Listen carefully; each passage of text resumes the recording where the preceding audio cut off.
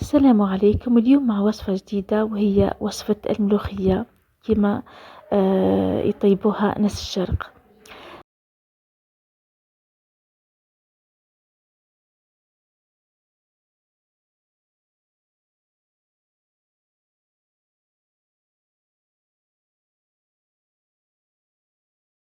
في القدر نحطوا اللحم تقريبا نص رطل، نزيدوا عليه بصل مقطع وطماطم مرحية، ونزيدوا مغرفة ونص كبيرة طماطم، مغرفة هريسة، مغرفة ملح، مغرفة ثوم مرحي، نزيدوا توابل اللي هم تابل وكربية، توابل اللحم والكركم،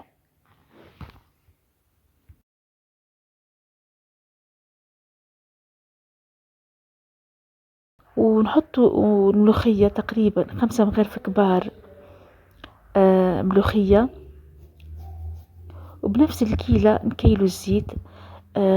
تحبوا تعملوا كيلة كاملة زيت نباتي ولا نص نص، يعني نص زيت زيتون ونص كيلة زيت نباتي.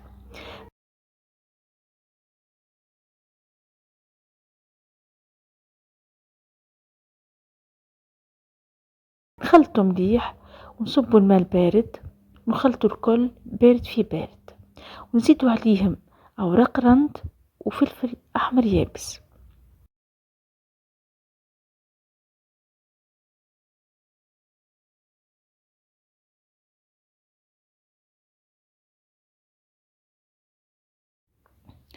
نحطوا القدرة فوق النار تطيب، وما نغلقوهاش بالكامل لخاطر كون نغلقها بالكامل تفيض.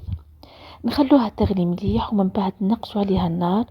مدة الطبخ تقريبا تتراوح بين 3 و3 سوايع ونص.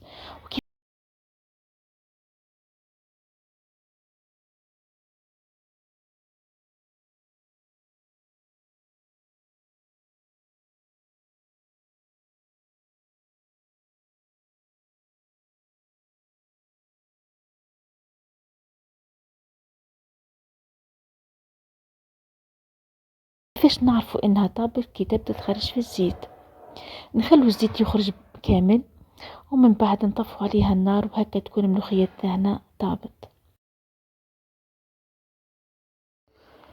كي نحطوا الملوخية في صحن التقديم نزيدوا نقطروا عليها من فوق شوية زيت زيتونة.